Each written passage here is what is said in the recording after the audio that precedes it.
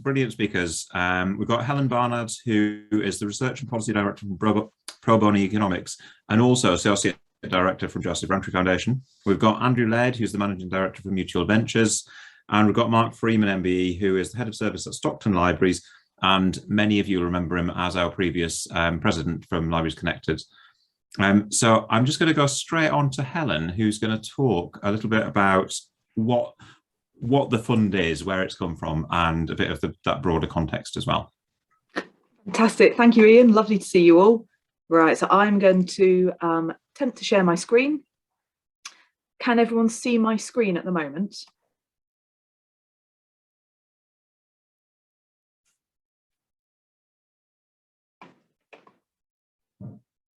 Not yet. No, okay, let me try again. You'd have thought after 3 years, this would be as smooth as butter, but it's not yet. How's that looking? Perfect. Cool. Okay, so I'm going to do a very basic roundup of what this thing is and what it's intended to do and how the government is framing it in terms of the purpose. So, sorry, I'm attempting to move on. Ian, to save us wasting time with me messing around, shall we change it to, do you want to share your screen? Yes, I'll just do that now.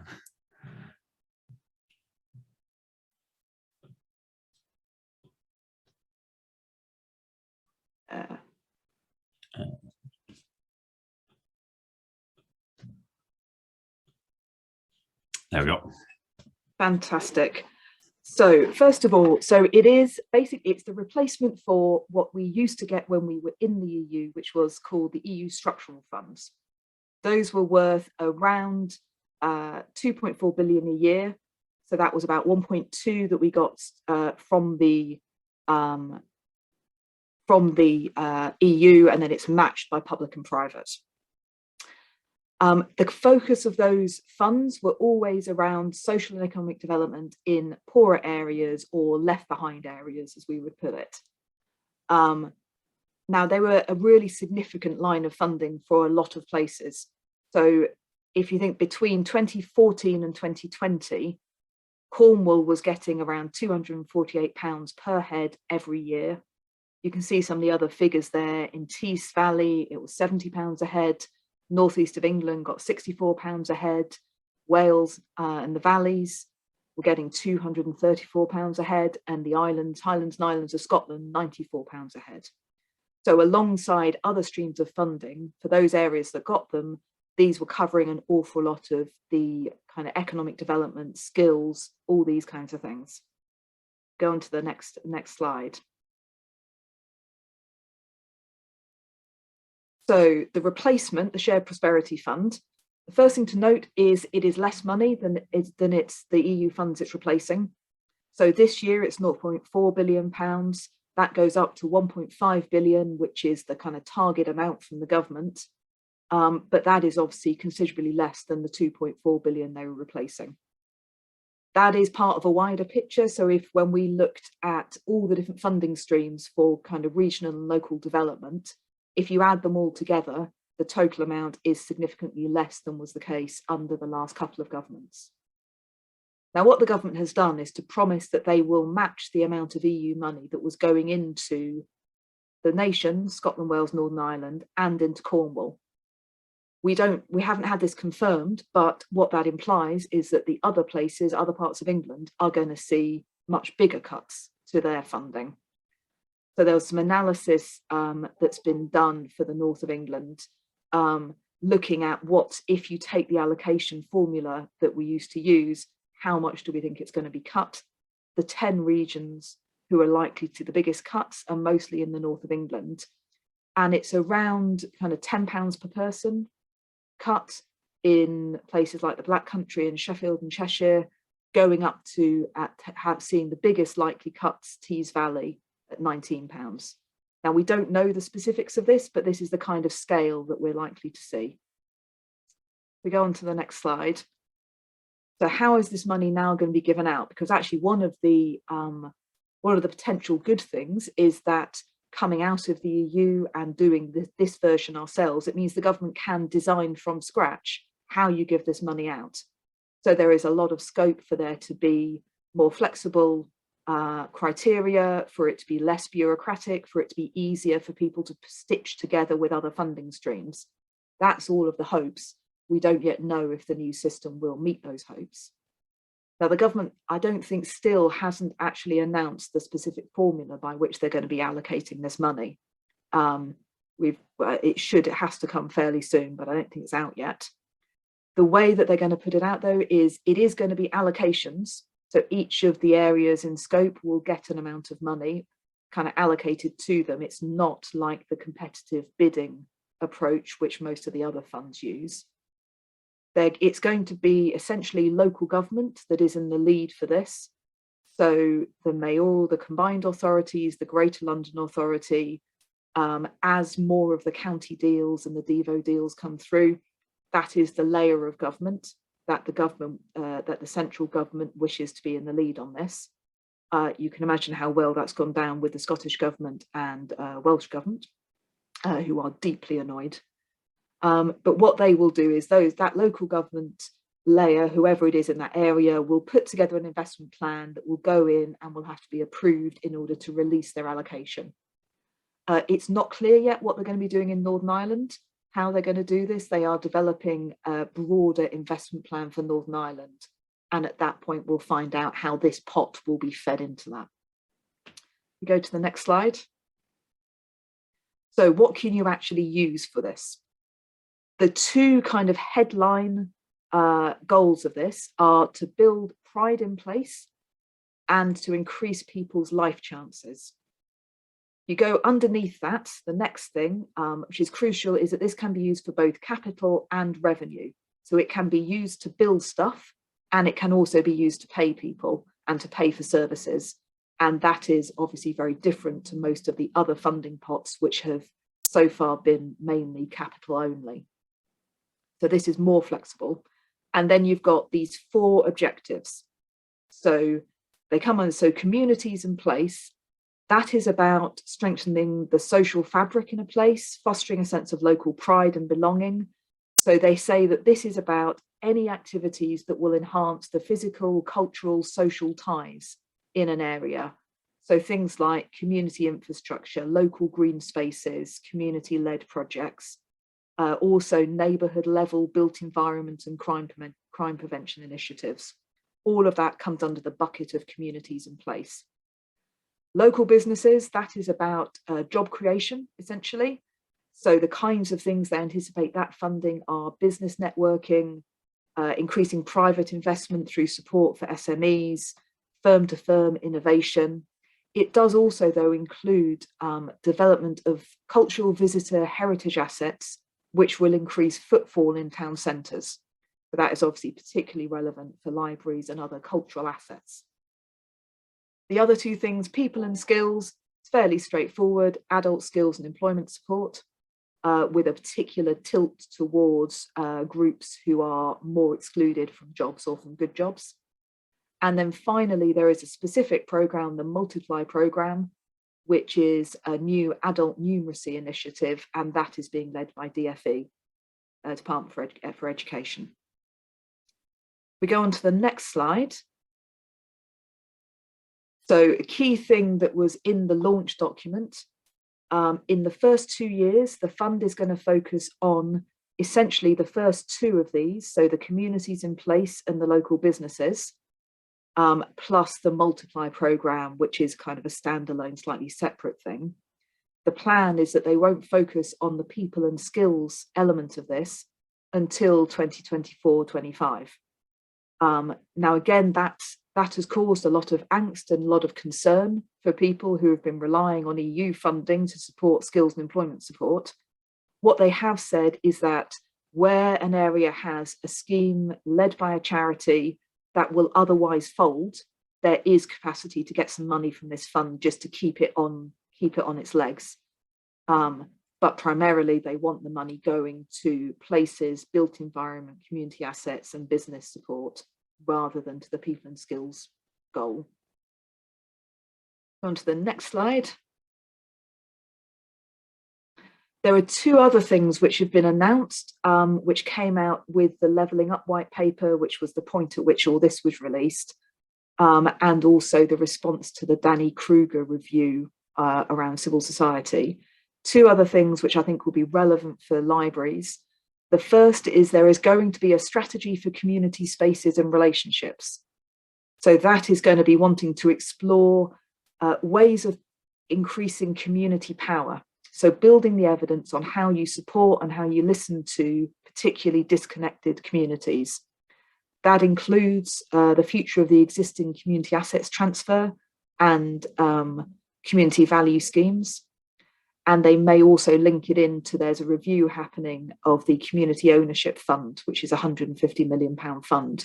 That is likely to come under the banner of this new strategy. And the other thing is there's going to be a small number of pilots, community empowerment pilots, which is going to be essentially testing and evidencing different approaches to very local community empowerment.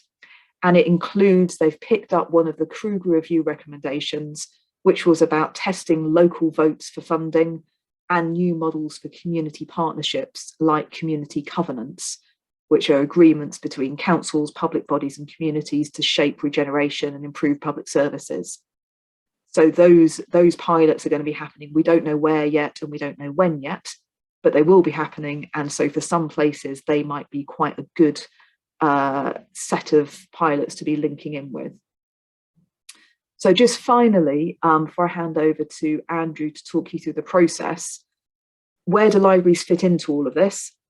Now, I think one of the big kind of, if you zoom out, one of the big picture shifts we saw when the Levelling Up white paper came out was a real shift towards recognising the importance of social and human capital in levelling up and of social infrastructure, not just hard infrastructure.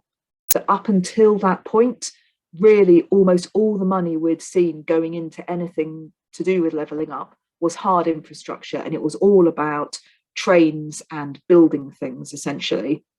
And there was a lot of campaigning and a lot of pressure put on through different people to say that actually, if you want to change people's experience and their prospects and how they feel about their area, you need the social infrastructure, not just that hard infrastructure. That has really been taken on board in quite a big way. There's also a strong interest in the local institutions which connect communities.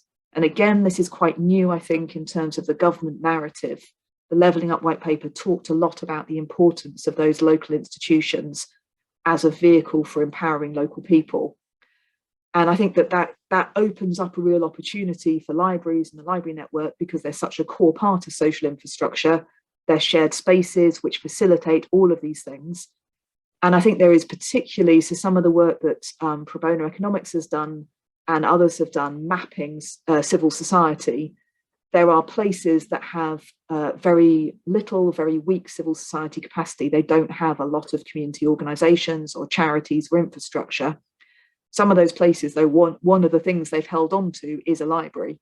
And so that can become, there is potential, I think, for that to really be built on and to become a much stronger part of how this whole agenda is delivered. I'm going to stop there and hand over. There is more detail. There is the Shared Prosperity Fund. It's called the Pre-Launch Guidance. That's what you Google for. And it's on gov.uk, and that will take you through all this detail. Thank you, Helen. That was absolutely fascinating. And we'll send round the link to the pre-launch guidance after the thing. One of the two things that really struck me was that the scale of those cuts, £10 per person, £19 per person, that the scale of that is basically that's the same cost as the entire library service. So obviously that's not the impact of the cut, but it's that kind of size of cut. So we need to work out how we can make the library services a core part of any bids, but also core parts of regeneration that then start looking at how to increase and multiply existing funding as well, to then essentially work out how we can build that back up. But also just the fact that in many ways, communities in place, supporting local business and growing local business, people and skills. Feels like it's written for libraries. It feels absolutely perfect. We need to get in there and we need to work out how we can be part of it. Andrew Laird is now about to tell us how we can do that. So over to you, Andrew. Thank you very much. Right. Can you see that? Yes, perfect. Thank you. Okay. Is that a full slide and did that move when I moved it? No. Is it moving? No. It's showing the edit view at the moment. Okay. Sorry, Ian, just to save time, I'll ask you to do the same thing. Sorry about that. Right. Really good to see everybody. It's a real pleasure to come after Helen, who I'm involved in one or two other things with, and she's absolutely fab. So it's really good to hear from Helen.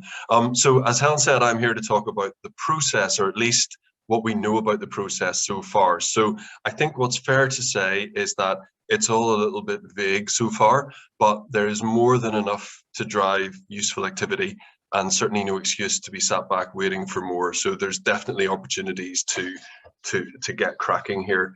If you can move on, please, Ian.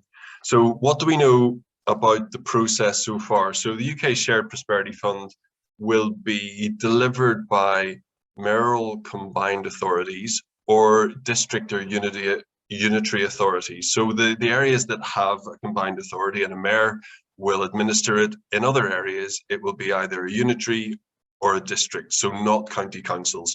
And that means there's about 300 odd organizations around the country which will be administering this.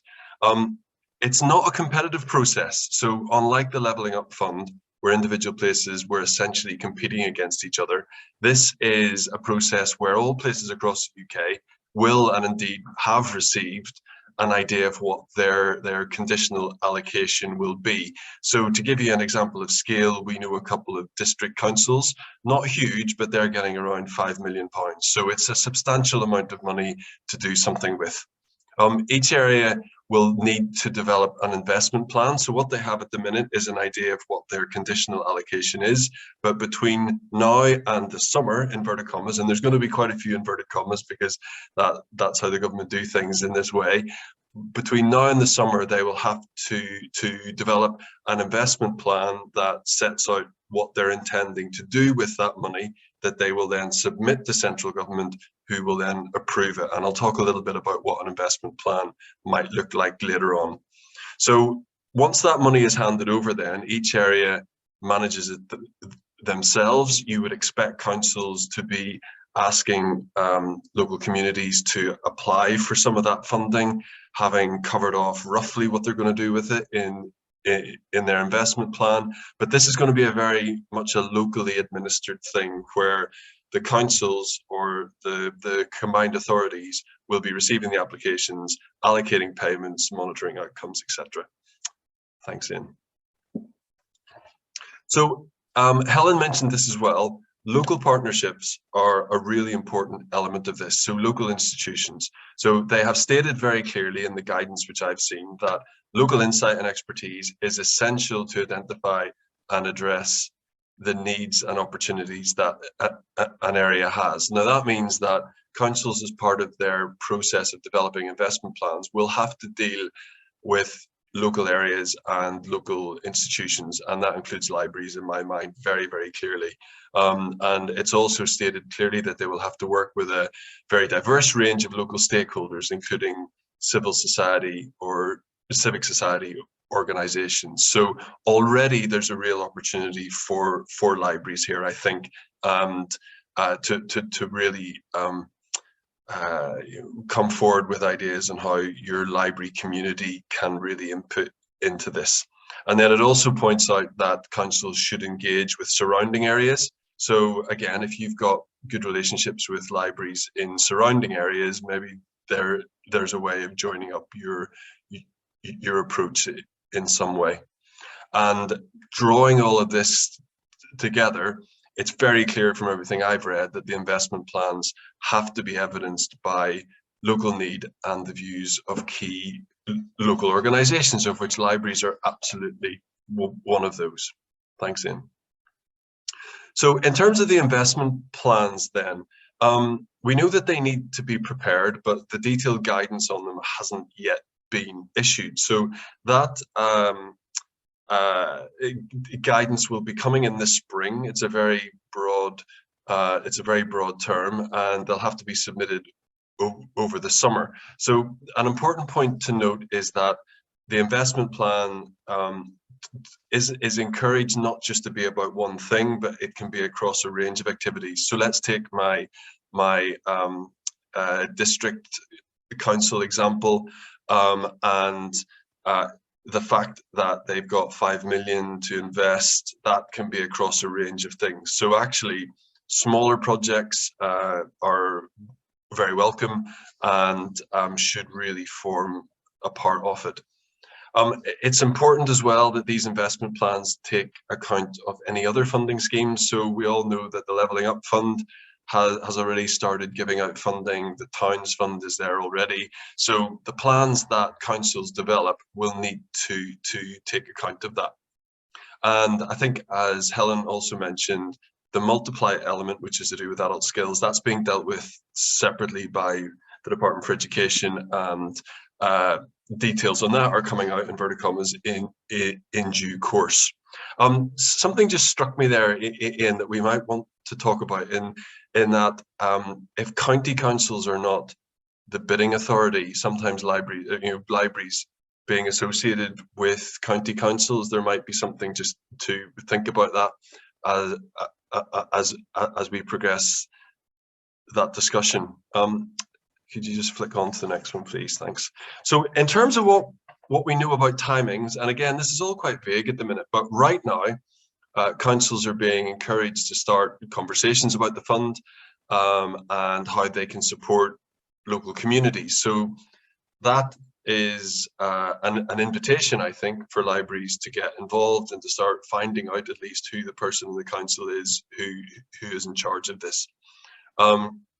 And then also, obviously, councils are being asked to read what information there is on the fund, and Helen gave a really good overview of what the key priority areas are. And the encouragement is that councils start to think of their big ideas at the minute. And come spring, you could argue we're in spring, but whenever spring starts, it looks like it might have started. Looking at everybody's backgrounds in the nice sunshine outside, it may have started already. So you really should be, if you're a council, identifying local partners and stakeholders who can provide the information and evidence on what local need is. And I think, again, that's where libraries really come into it. They're saying that they will provide more detailed guidance in the spring. That hasn't come out yet, but that will undoubtedly have more information on how they'd like the investment plans to be structured. And then by the summer, that's when they want councils to further engage with partners and stakeholders, and then to finally submit their investment plans to central government. So unless I've missed something, the specific timings are no more clear than that. So next, please. So the investment plan process, so this hasn't been published, but we've certainly prepared a lot of investment plans, and they normally follow this type of structure, and there's really no two ways about it, really. So if you've got this process in your head, then it can help you shape your thoughts and ideas that in a way that will fit into the process that some council officer is going to have to go through. So the first thing that you start with is trying to identify what the challenges are, and that's that very first point where councils are being encouraged to engage with other stakeholders. Then they want to figure out what their vision is. So what do they want the place to look like? Therefore, how do they solve challenges? Then there's something called the theory of change, which some of you might be familiar with, but essentially this is a model which defines what your challenges are, talks about what interventions you're going to put in place, and then shows how that will lead to the future that you want to see. And your library element might just be a small part of that, but it could be a really critical part of it. Then the councils will have to think about developing investment propositions, and once they've done that, presuming that the more detailed guidance comes out, then they're probably going to have to review those in light of that guidance. And a couple of other things that I think are important is thinking about governance arrangements for the fund. So there might be an opportunity for a library voice or library voices to be around that table as well. And then finally, what councils are being encouraged to do, and what any good investment plan has to have, is engagement with the partners and stakeholders. And that should really be through the whole process. So the final bit in is just to think about opportunities for libraries. Now, all of this seems quite obvious, but the action is more important, and the quality of the action is more important than any of these ideas being rocket science. So right now, I think you should be trying to understand your current council and your current area's challenges. Do they have strategic plans in place? Do they have a vision? Can you make sure that you're across that, so when you're framing your own ideas, you can put it in the language and in the context of what the council's already trying to achieve? That's always really useful. And then you should be thinking about your own ideas and plans. And you've got to make it really easy for the council and really easy for the council officer who's putting this investment plan together. This is going to be a huge task for them. They want stuff that they can just lift and put into it. And if you can make their life easy by making sure that what you're proposing isn't trying to fit a square peg in a round hole, then that will increase your chances of success. If you can reference national plans or documents or local priorities as well, that always helps. Certainly from the Levelling Up Fund, a big chunk of the strategic fit element of that was about how what was being proposed fits with national plans and local plans. So I suspect that this will probably have something similar to that.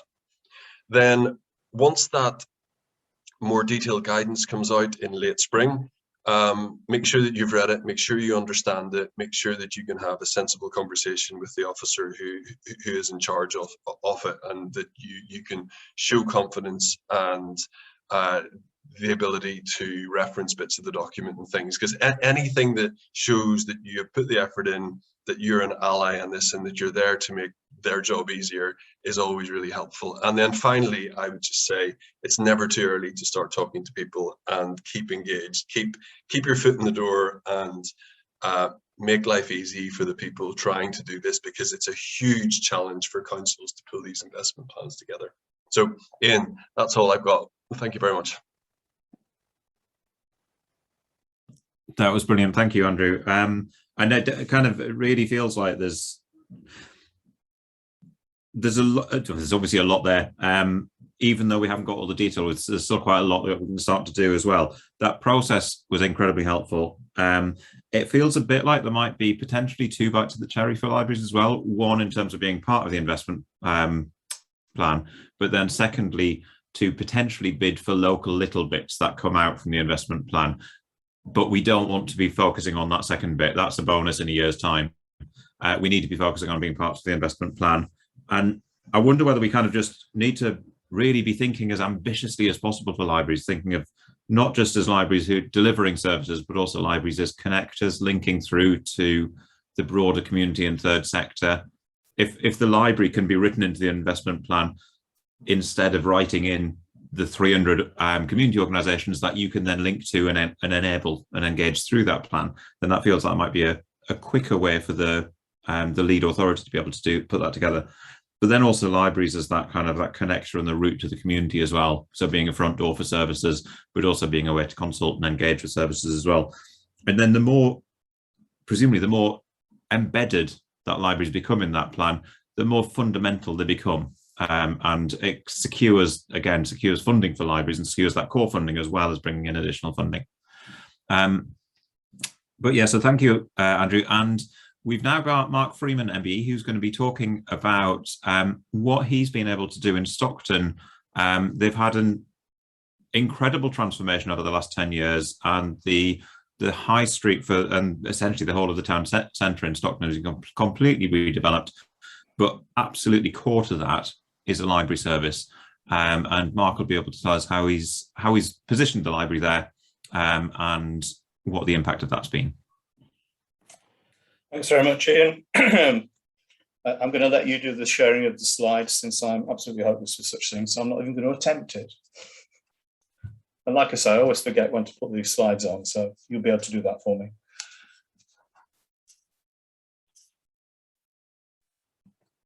There we go. So just to start off with, just about making the case, really, linking libraries through to regeneration, which is what I've sort of taken as a title. That is our latest library there in Ingleby Barwick, which I'll come on to in a moment. So if we move on, Ian, thank you, to the first one. I just thought I'd just give you a bit of background to Stockton-on-Tees, because a lot of people don't really know where it actually is. We are in the northeast of England, even though we are at the bottom end of the northeastern region, just on the border. We do have a claim to fame. We are a historic borough. We are the one who produced the first public railway in the world back in 1825. We're cantering back towards the bicentenary in 3 years' time, when we've got lots of celebrations planned for that. A rather more sort of esoteric thing that we discovered was the friction match here in Stockton, discovered by John Walker. He didn't really get very much out of it, but he invented it. We also have got a lot of history here. So we've got 2 Saxon villages just to the north of the borough. And we also have the historic town of Yarm down towards the south on the border with Yorkshire. We are border country. And if you look at the map, you'll see the River Tees runs right through the middle of the borough. It was the traditional boundary between Yorkshire and County Durham. And those people who sit near to borders will know what that brings. It does bring problems when you sit across a border. The Tees Valley is very traditional in terms of its industry, its history of industry. It's heavy industry. We were steel makers, we built ships. Most recently, we've been quite famous for chemicals. And so those people who've probably driven through the area will have seen all of the chemical works. It's the thing which is most apparent. Developed through the First and Second World Wars, really. Quite a diverse population. We have a significant South Asian population here, but we also have a quite significant difference between the kind of affluence of our borough. So in the north of borough, we have Wynyard, which is a very expensive area, and Yarm is a very expensive area. But 9 of our 26 wards are in the top 10% of most deprived. So a really interesting mixture. There's a huge disparity in kind of health and life expectancy. It's about 9 years between the north and south borough. What's happened to us is that with the departure of the industries after the period of great sort of building of industries, we've got lots of redundant buildings. We've got lots of communities which have changed. They've been left with buildings which are not used anymore, shifting communities, that kind of thing. And so the population centres that were there are perhaps not quite so important as they were. They've moved a little bit. So a bit of background to the service on the next slide, please, Ian. We were part of Cleveland County, which was a creation back in 1974. It was made up of elements of the Old North Riding and some of the County Durham boroughs. It was disaggregated again in 1996 through another reorganisation, and we got formed into 4 unitary councils then. And as I've mentioned before, we sat right across the border. Stockton Council was the only one in the country which was split across a county, across 2 counties. We've got about 200,000 people here. And when I started here, 10 years ago now, there were 12 static libraries which we'd inherited from Cleveland, a mixture of things really, some sort of 60s buildings, some older, some modern buildings. The Central Library here in Stockton, for example, built in 1967. So a kind of mixture of things that we actually got. As I started, they just agreed a strategy for the library service, which was around about focusing down on the town centre libraries. So we've got 6 of those. And then providing some services or sort of reduced services, not quite as much, in smaller branch libraries around the borough. And there was a plan to look at rationalisation of some of those libraries, because what had happened was, as I mentioned, the communities have changed and some areas had got libraries which perhaps didn't need them so much anymore. So we started to work on that kind of that strategy straight away. And so we started to focus down on those 6 libraries and work on what we were going to do with them. And looking at sort of development of those libraries and what we could actually provide in terms of new services. I should also say we have a mobile library, we run a housebound service. We have 2 prison libraries here, and we also run the Public Health Information Library and the Visitor Information Centre. So just going forward then, Ian, the next slide really around positioning our service. We were very lucky in a way, because since the council had been formed in 1996, they had actually really supported their library service. So we were pushing against an opening door, really, which was a good thing to do. So when I started in 2002, Stockton was already well known for its library service, and it had actually gone for quite a few innovative ideas. So there was a big computer suite here in Stockton, which had been developed on the upper floor of the building. And in the early 2000s, they had actually been a beacon council for libraries as a community resource. So they did have a really interesting background. So with that kind of strategy in mind, the one which is focusing down on our main libraries, we'd started to work on co-locating the largest of those libraries with customer service centres. And so my predecessor here in Stockton, Lorraine Featherstone, had started to talk to the customer services service and also to the regeneration teams about what we could do with the library in Thornaby, which you can see in the photographs on the screen there. The customer services strategy was very much to actually co-locate with those three main libraries. So in Stockton, Thornaby and Billingham are three main centres. We had plans to actually do that. So we did have a very large building at Thornaby, which you can see again from the new picture, which looks right along the library, lots of space there. And what we created back in 2009 was this much different looking library with a customer service centre integrated into it. And so this was the beginning in a way of our regeneration. It also sat alongside the regeneration of the town centre in Thornaby, which was a 60s building and quite a difficult place. So that new look approach and that co-location principle is the kind of model that we started to use for all of our other buildings. And from then onwards, we were always part of any discussions around town centre regeneration, such as places like Billingham or Stockton, as we are now, Yarm. We've looked at sort of what we could do with the library there. So it began to that those conversations. So just moving on then into the next slide. It was really about maintaining momentum then, because we'd already made those connections. Lorraine had started that. I arrived in 2011, just at the point where Stockton was being refurbished. And again, you can see what we've done to that, and that's the upper of those two photographs there. It was again a very traditional 60s library, built then for a customer services element, within that refurbishment in 2011. We slotted that into the building and created this multi-purpose kind of building, which is the sort of centerpiece of the service.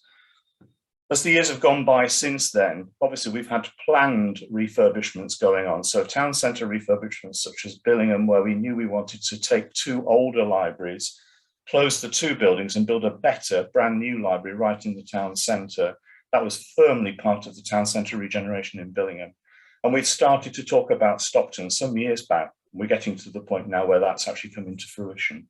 But like everybody, we've also ended up with reviews of service, had to look at reducing slightly the size of libraries, that kind of thing. So in that period, we've also taken smaller libraries and co-located those with children's centres in the first instance. In Yarm, you will see that we're now co-located with the Newcastle Building Society, which was a different kind of partnership that we looked at. And that brings us a little bit of an income, but it also brings us a different kind of audience. And that again is about talking to the right people at the right time. Newcastle Building Society were at the time looking for somebody to work with to deliver different kinds of services. So new buildings we've actually put up. We did put up a new building at Billingham. That one opened in 2014, and that one is co-located with the customer service centre and the town council. They have a room within that building. And then most recently in 2020, we took out one of our libraries, which sat with a secondary school, moved it across the car park, and we're now in a large leisure centre. And the library is about 4 times the size that it was on that particular site. So we've maintained that momentum in a way. We've actually kept our discussions going. And in every part of the borough now, we've been part of regeneration plans. So just moving on to the last slide. The thing that's now happened to us, obviously, is we did start talking about Stockton, which is our largest town centre and probably the one with the most difficulties, because it's the place where we had most of a retail outlet, which are obviously, as people know, has declined as the years have gone by. So our talks about regenerating the high street have been going on for some time. We've done work on shop fronts, we've done work on various different elements. But then our chief executive was very much involved with the Grimsey reports, the high street reports. And so Bill Grimsey came here to look at what we've got, saw the plans that we've got, which were to actually take our town centre, our high street, and turn it into a leisure destination. He was firmly of the view that the library should be a natural place on that high street. So that is now part of that integral wider plan that we're actually working on. You can see the publicity photograph there. We're taking out a very nasty 60s shopping centre, which was built by John Paulson, for those people who remember who he was. And this building will be replaced by a very large public square, and then there'll be multi-purpose leisure building, which you can probably see just at the sort of edge of the river there. That will be a library. What's more, what sort of elements of customer services we will need for the future, the registrar's office, community rooms, there'll be a leisure centre there. So it's a really integrated building. And in fact, we are just about to start to talk to our team about that. I think our first meeting is on the 4th of April, just to talk about how that works. But it's definitely being part of that team, which will help us to actually get the kind of building that we will need for the future. It will look different, I'm sure, but the spaces we can now talk about, you know, in our plans on the 4th of April. So I think that's really what I want to say. It is very much about making that case, being involved, but continuing to keep being involved with those discussions, become integral to the plans as you go forward. And thank you very much, Ian. Thank you, Mark. That was absolutely brilliant, and really, really exciting just to see some really positive visions of where libraries can be as well. I'm going to go straight on to just opening up the questions. We've got about a quarter of an hour for questions. And Parag McKenna, you've asked, do you want to jump on and just ask your question and a couple of comments as well? Sure, Ian, thanks. And thanks everybody, that was really interesting. I hope my question isn't boring. It's to see if the fund can be used exclusively only for new initiatives, for example, in the case of the libraries, or whether it can also be used to fund or cross-fund existing services that are offered by the library.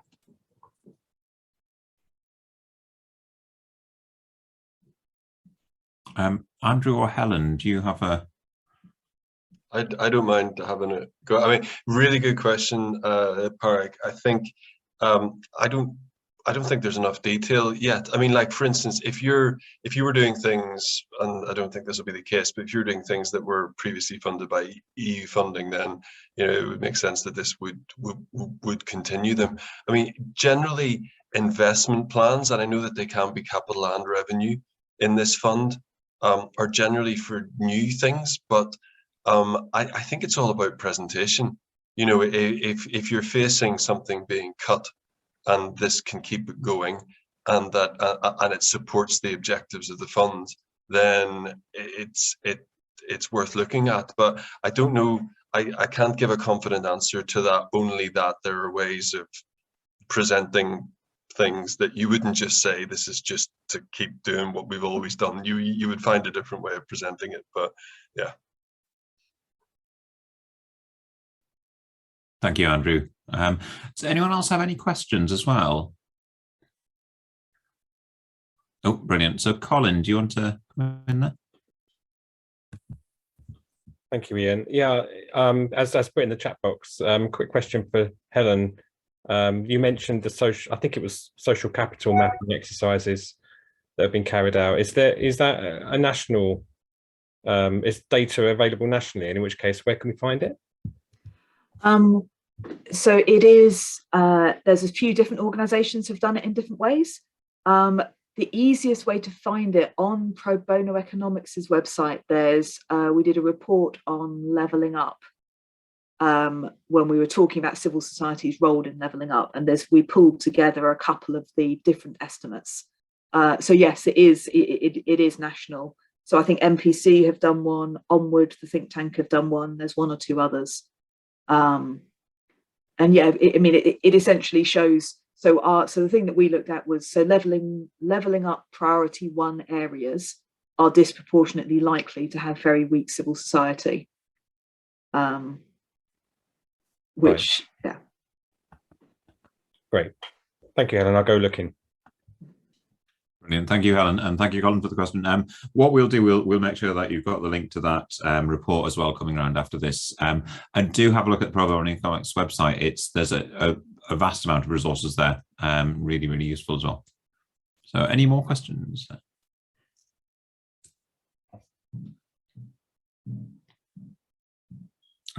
I was interested to know that we've got, I'm assuming they're signed up, and I'm assuming they've come, yeah, Isabel and David from the British Library, who run the BIPC service.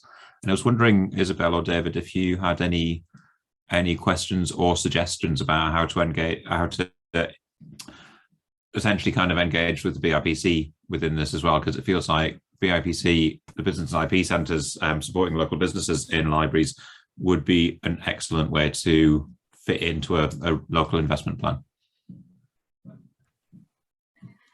Hi Ian, yeah, I'm here. I'm here too, but Dave, you go first. Yeah, I mean, we've been talking a lot about Shared Prosperity Fund with the different libraries that run BIPCs. So it was really useful today to get a lot of extra information. We've been trying to find out from the pre-launch guidance, you know, what you can glean from that. So it was really useful to see some extra information. Yeah, we think BIPCs will be pretty well placed for the Shared Prosperity Fund. A lot of them also run ERDF funded business support projects. So if we're talking about Shared Prosperity Fund being used to continue some of those, and we're hopeful that that'll be a good way to do that. I'm wondering, one of the questions that keeps popping into my head is that if the funds are being administered at that unitary or district level in councils, does that mean that there's a risk of lots of sort of disparate projects or disconnected projects forming part of the local investment plans, where you just find there's duplication happening? I suppose that'd be less of a problem where it's the combined authorities that are administering it, but where it comes down to those smaller district councils dealing with it, is that going to be a risk of that? Is there some way of being able to connect up district councils' various local investment plans? I don't know who's best to answer that one. Ian, do you want me to? Yeah. Okay, so I think that's a brilliant question, and that's certainly, if you look at anything coming out of the county councils network, that's the argument they've been making, that district is too localized a level. You're going to miss the kind of economies of scale of doing things at a county level. But they've made the decision that they've made.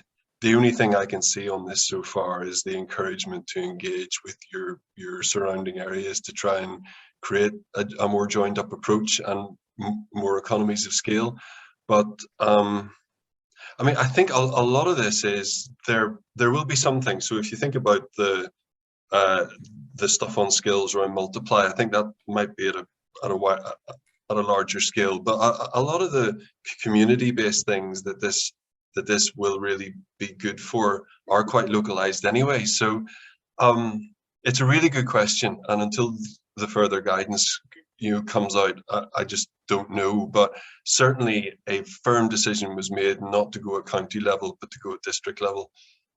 So read something into that, I would say. I think there probably is, partly when you look at the Levelling Up white paper particularly, there's a real focus on local communities, on that very small scale neighbourhood level stuff, which I suspect is part of this. But essentially, I think, this process will be influenced by however good or bad relationships are in the area. So if they're good at working together, they'll be good at it. And if they're not, then you'll see this splintering. Is there a role for libraries then as kind of coordinating some of that or connecting some of those disparate projects together, I wonder? Or just getting stuck in the middle of different things and trying to manage something that's going to be unmanageable? We've got another question as well, which I think is from Isabel. Do Helen or Andrew have any suggestions on the top 2 or 3 people or organisations to start building relationships with? Can be quite bewildering looking at really complex networks of partners, so who the movers and shakers. Helen, could you answer it first, just because I'm conscious that you need to leave bang on 2, don't you? So I suspect Andrew will have a lot. Am I still muted? No, we can hear you. You can hear me. Okay, sorry. I suspect Andrew will have a lot more detailed understanding of how to do this at a local level. I mean, I would say the local government officers, they're the people who are going to be writing these plans. And there will be lead local councillors as well. And they will be the people that the officers will have to satisfy. So those have got to be the top two.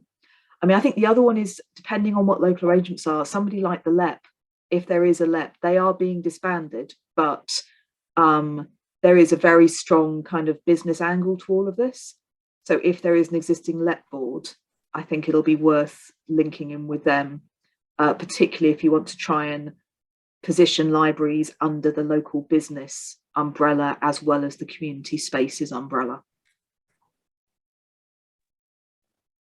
Brilliant, thank you, Helen. Andrew?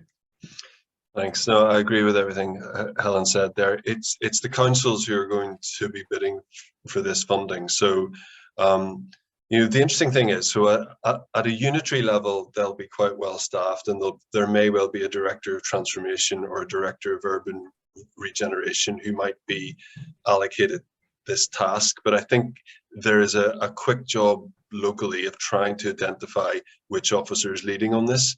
If you exist in a county environment, or therefore within a district, then the staff team there is a lot smaller, and you probably want to be dealing initially with the chief executive just to find out which one of the very few underlings there will actually be leading the bid. So I think it's a case of just doing a bit of research into who at the district level or Unitree level is dealing with this. Now, obviously, if you're in a big conurbation like Manchester, Liverpool, where there's a mayor, then again, it has to happen at that level. But it is bewildering. I completely agree. And it's not always obvious who gets assigned the task of leading on this. It could well be the person with the right skills rather than the person with the right job title. So a bit of research is needed, definitely. Thank you, Andrew. Isabel Oswald's got a hand up, hopefully with a very simple answer to that question, or possibly with the question. I know that I have an answer, and it's a question really for Andrew or for Helen. Well, actually, thank you very much for that briefing that you gave us today, all of you, because it was incredibly useful. Obviously, we're trying to keep on top of developments, and we do think it's a good opportunity for business support within libraries and the current and future Business and IP Centre National Network. And what we're trying to do is put together a framework. So I think it was you, Andrew, mentioned, make it simple for the officers and the people writing the strategies and then bidding to include the libraries and include our business and IP centres and our business support services. So that's what we're going to try and do. We did pitch to what was MHCLG, but's now Levelling Up department, to do what would have been a multi-LEP bid, but they said, no, this is all about localism. So we're going to try and do a national framework that you can slot in with a local twist. But what about the importance of economic development departments and heads of, because we have been very conscious throughout our building and developing the national network, and also dealing with boroughs in London, that they have been really crucial to our success or otherwise.